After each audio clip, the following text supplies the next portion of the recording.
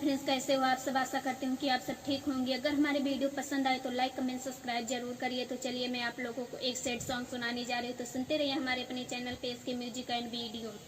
हाल ऐसन तू आपन बनैबा, नहीं जननी तू पागल हो जइबा। हाल अपन तू ऐसन बनैबा, नहीं जननी तू पागल हो जइबा। अइलागना हमरा लेके हाथ छुरावाए जान, माड़ो में पड़ी जब मांगी में से नूरवा, खालिब माहुरवाए जान हो।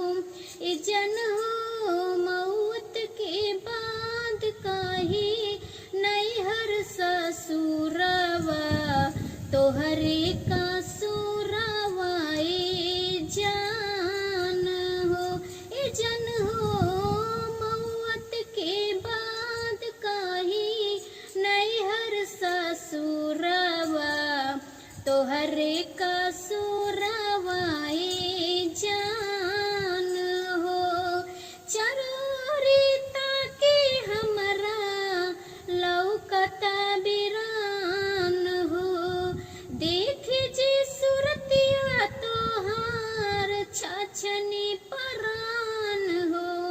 तू तो जइबू डोली हमर बोले होई बांध हो, तोहरे नाम लेके होई खत्म ई जीवन हो।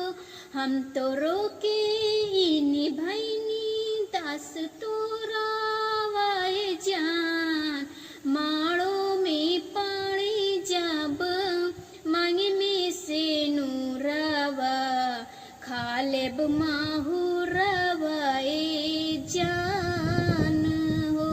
ए जन हो मौत के बाद काहे नैहर ससुरवा, तोहरे का सुरवाए जान हो। ए जन हो मौत के बाद काहे नैहर ससुरवा, तोहरे का सुरवाए जान हो। कैसे काहे तोहरा से हम बानी मजबूर हो, लाश बन के जाता हमरो देहिया तोहसे दूर हो। तोहके लेके साथे जइहे तोहारे सजान हो, कबो न लौकी है अब तहारो सजान हो। कैसे काहे कितना बानी मजबूरवाए जान, माड़ो में पाड़ी जब मांगे में से नूरवा, खालिब माहुरवाए जान हो। ए जन हो मौत के बाद काहे नैहर ससुरवा, तोहरे का सुरवाए जान हो। ए जन हो मौत के बाद काहे नैहर ससुरवा, तोहरे का सुरवाए जान हो। हाल ऐसन तू आपन बनैबा, नहीं जननी तू पागल हो जइबा। हाल अपन तू ऐसन बनैबा, नहीं जननी तू पागल हो जइबा।